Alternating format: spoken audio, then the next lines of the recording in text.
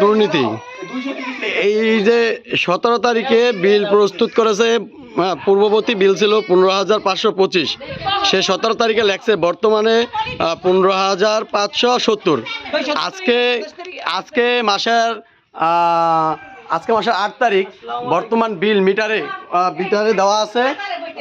মাছটা দেন তো, বর্তমানে আজকে দেওয়া আছে 15,561। তার মানে সে লেখা নিছে 17 তারিখে, তখন থেকেই সে 9 মিনিট মানে তখনই বেশি নিছে।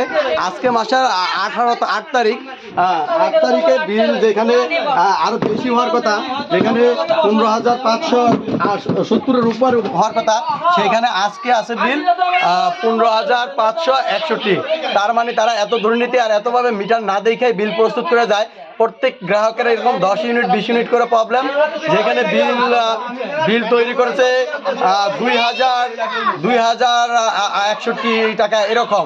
প্রত্যেক নিরীহ গরিব মানুষের 2,000-2,500 এরকম করে বিল তৈরি করছে। এটাই হলো পল্লী বিদ্যুতের দুর্নীতি।